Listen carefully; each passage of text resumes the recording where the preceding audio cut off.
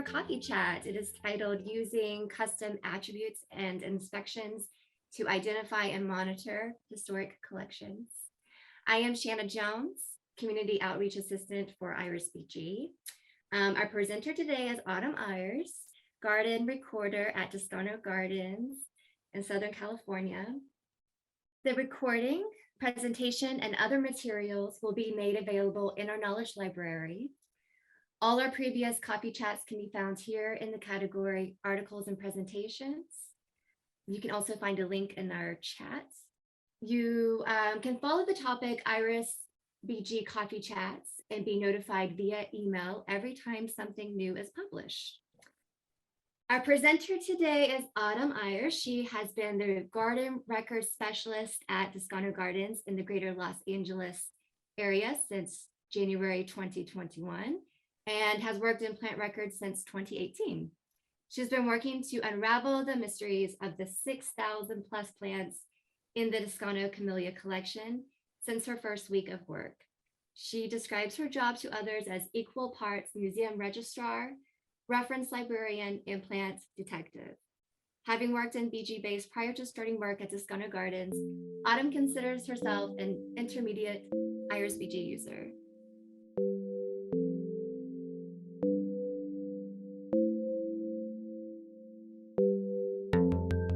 Hello, everyone. So yes, I'm Autumn, and garden record specialist. So Descanso Gardens is the very northern part of Los Angeles County, and I'll be talking about our Camellia collection, or one of the sub-collections in our Camellia collection today, and just about some tips and tricks that I've been using in IrisBG to help us monitor and how we're using those, how I'm using those to distribute to other members of the organization. So some key facts about Descanso Gardens real quick. Our history really starts as a garden in 1937 when Elias Manchester Bodie owned the property. He sold the property in 1953 to Los Angeles County and it became a public garden, although he had opened it as a private garden shortly before that. Something that's really interesting about us that's not really found everywhere in Los Angeles is that we're a remnant oak woodland ecosystem. So we have an enormous canopy, about 1,600 post live oak trees on our 80 acres of public property, and there's an additional 80 acres of unmanaged landscape around us. And there's a really rich horticultural history here. Manchester Bodie was interested in producing flowers for the cut flower trade. At the time, railroads were a new, big, exciting thing, and he was able to use refrigerated cars to take, these Los Angeles winter flowering plants back to places like Chicago and sell them. And so he focused on camellias, lilacs, roses, particularly, and hired some very famous breeders at the time, Howard Asper and Walter Mertz being the most famous, to really help bolster his work and collection. So there's actually a really rich horticultural breeding history here, as well as importation, that people might not know from just looking at the surface of the garden. So some of our core collections include those canopy oaks that I mentioned. They're really the character of the garden here. And they're what really spurred the other collections into existence because Manchester Bodie saw the shade of those canopy oaks and planted his enormous amount of camellias underneath of them, as the Los Angeles sun is quite hot for camellias. We also have our rose garden. They were Dr. Lawrence's specialty. We have a relatively new collection of sidecats. And we also have a longstanding California native plants collection. The garden was established by Theodore Payne, who's famous for California native plants back in the 1950s. So with that in mind, I'll talk a little bit about one of our sub-collections in camellias. This is what I'll be focusing the presentation on and sort of using as our test case to walk through this. So our Uyematsu Camellia collection is named for F.M. Uyematsu, Francis Miyasaku Uyematsu. He was a Japanese-American nurseryman here in Los Angeles. He ran a business called Star Nurseries for 30 years, and his main business was camellias. So he's actually known as the Camellia King in horticultural circles. He was a breeder. He also, sold all of the varieties that most people wanted, but he had an eye for special and new things. He made frequent trips to Japan to bring back seed and some of the more unique cultivars that hadn't yet been seen in America. And unfortunately, in 1942, during World War II, when President Roosevelt signed Executive Order 9066, he, along with most of the other Japanese Americans on US soil, were put into internment camps. So under these tragic and unjust circumstances, he sold off the entire stock of star nurseries to Manchester Bodie, who he formerly had a working relationship with. It was about 300,000 to 320,000 camellia plants, and they sold for a fraction of their value before he and his family went into camp. And these plants, along with some others from Mission Nursery by the Yoshimura family, became the basis of our core camellia collection. So you can imagine that's a lot of plants. So in recent years, we have been working hard to try to, in some ways, restore this intellectual property and show Mr. Uyematsu's impact in the garden, in our garden, and in the garden world at large. So I just wanted to include this here. These are some of the cultivars that we honor. And this is different from our usual label. We have a special red label with a star for star nurseries and a credit to Mr. Uyematsu on them for our star nursery plants. And we have a couple of different kinds of cultivars here that we honor. So some of them were things that were actually the intellectual property seedlings of Mr. Uyematsu's that he bred but didn't have a chance to release to market before internment. Like Mary Charlotte, the third one in here, was named by the people, Mr. Bodie and team that acquired the plants after his incarceration. There's also plants like Mini no Yuki that were he imported in 1930 but hadn't released to market before his incarceration. So we have records showing that he was maybe the first to import these plants to the US, even if he wasn't known for introducing them. And also plants like Binidakigar that we have enormous amounts of across our landscape. And we know we're part of that original bulk group of plants that were planted. So even though he may not have introduced that cultivar or been the first to import it, the number that we have on the landscape is indicative of his prowess in camellia growing. We've been working, this is a little plug for story maps. If you aren't using the ArcGIS story maps yet, I can highly recommend it. This is a project that I've been working on to show our Uyematsu camellias in the landscape. And if you clicked further on the little descriptions here, you would see what I've just been talking about. It will tell the history of each cultivar in a little bit more depth. Something that I can't fit on a label, but that is really important to the story. And the labels that I showed you, we're working on the second generation of those, which will have a QR code that scans and links to this website. So not only will you be able to see his impact on the landscape with the labels, you'll also be able to learn a little bit more about them. So with all of that, how does this tie to IrisBG? So the main portion that I want to talk about in the beginning here is custom attributes. If you're not using custom attributes, I can highly recommend it. So the module for custom attributes is located under definitions. Got a little blue box around it here. And you can see that there's two targets. They can go into accession or into taxon. So some of these are more suited for a taxon record, some are more suited for an accession record. And the one that we're talking about right now, garden collection, I actually have in both. So some of our plants, the individual plants themselves are what make up the collections. Like if it's a collection of donated plants, like our cycads, not everything in one taxa might be part of that collection. But in this case, for Mr. Uyematsu's plants, because we're monitoring cultivars that have a relationship with Mr. Uyematsu, it makes more sense to have this attribute under taxon. And then you can see the fifth column over, it says data type. So you can have different kinds of data for these attributes. You can see at the top, some of them like size, that's going to be a string of numbers instead of, like diameter of caudex for cycads, those kinds of things. Those are decimals. So that's going to be, like you can see numbers, but some of them are going to be words. Flower color obviously is a color. There's a color chart that you can use. And we're going to use code data for this. So if you want to be able to enter things in a list that there's only certain things that someone can choose from, yourself or whoever else is in the records, makes it a lot easier to search and a lot easier to organize. So we're going to use code data for this, which brings us to code lists. So also under definitions, you can see code lists grayed out here over here. And this is all of the code lists across of IrisBG. It's not just the custom attributes. So you can see that there's some things you might recognize in here, as well as some you might not. So I've expanded out garden collection. And not all of these are currently in use, and not all of these apply to taxon. So the code list is the same, whether I'm using this to apply to the accession data or taxa data. And in here, you can see some, like the Hester and Gilfoy, these top second and third, that are collections-based, or sorry, donations-based collections. So that actually will go into accession data. But the one we're focusing on is Star Nursery, as you can see at the bottom. So in the details page of your taxon record, this one is Camellia japonica Bernice Bodie. So this is quite an important plant. Bernice Bodie was Manchester Bodie's wife.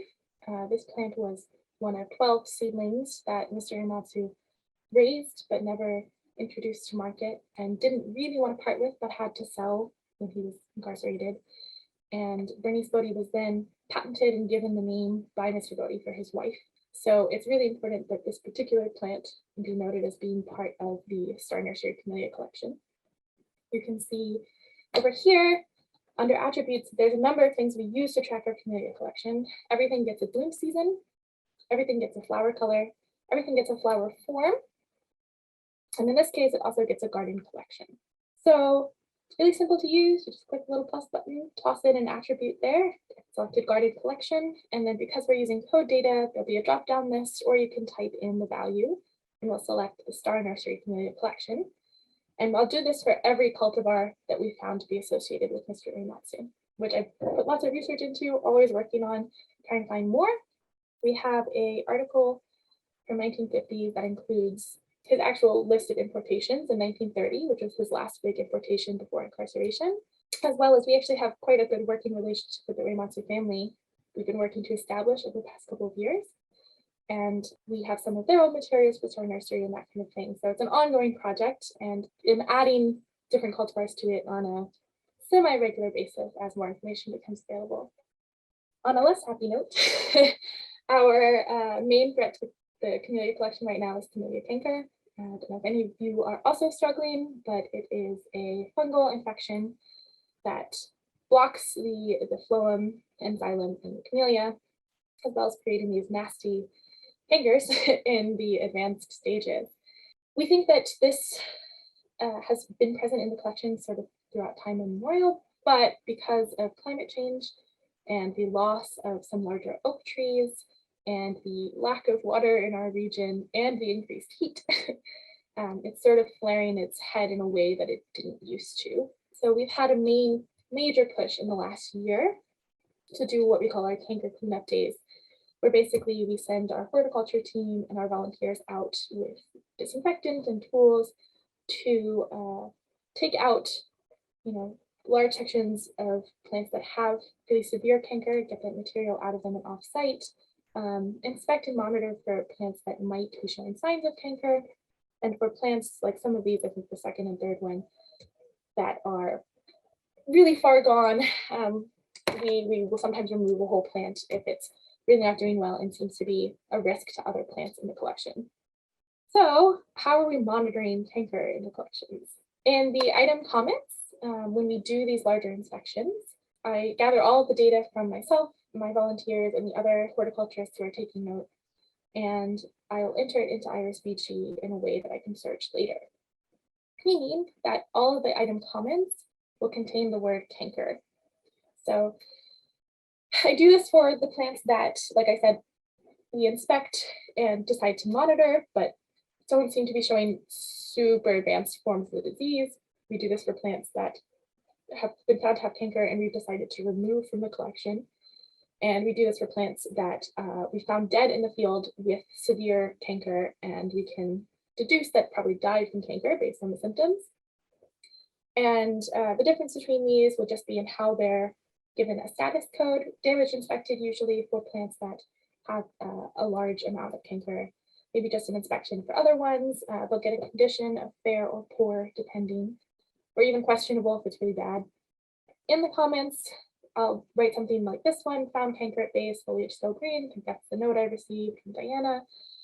And if it were something that was removed, I would say removed due to advanced canker, or something that was found dead in field, cause of death, presumed canker, just so long as that word is in there. because that's how I add them to an inspection list. So I don't know if you're using inspections. Honestly, I'm not using them exactly the way that they're really intended for, but I found a way to use them that works for us. And I hope to use some of the other utilities in the future.